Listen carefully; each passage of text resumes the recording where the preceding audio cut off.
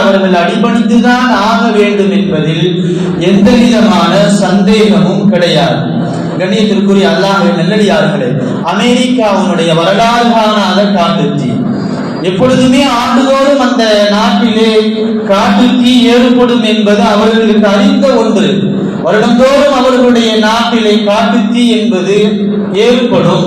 ஆனால் இந்த ஆண்டு ஏற்பட்ட காட்டுத்தீயை போல வேறு எந்த ஆண்டிலும் அவர்கள் அனுபவித்தீராத, அவர்கள் பார்க்காத ஒரு காட்டுத்தீ.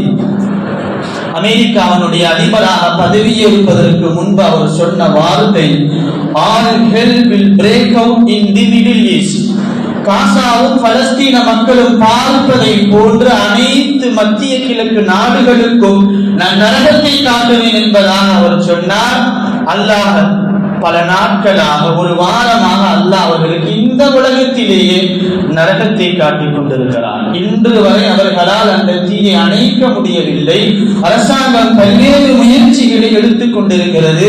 அவர்கள் பாதிப்பு ஏற்பட்ட அந்த சொத்தினுடைய மதிப்பு $25,000 கோடி.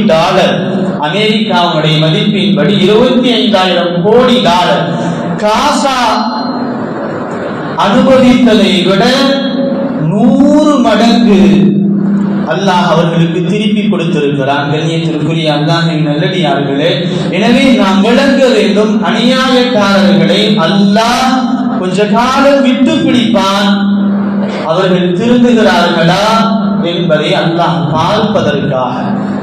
கண்ணியத்திற்குரிய அல்லாஹ்வின் நல்லடியார்களே, அல்லாஹ்வுடைய ஆற்றலுக்கு முன்னால் இதுவெல்லாம் சாதாரணம் என்பதை நாம் எல்லாம் விளங்க கடமைப்பட்டிருக்கிறோம்.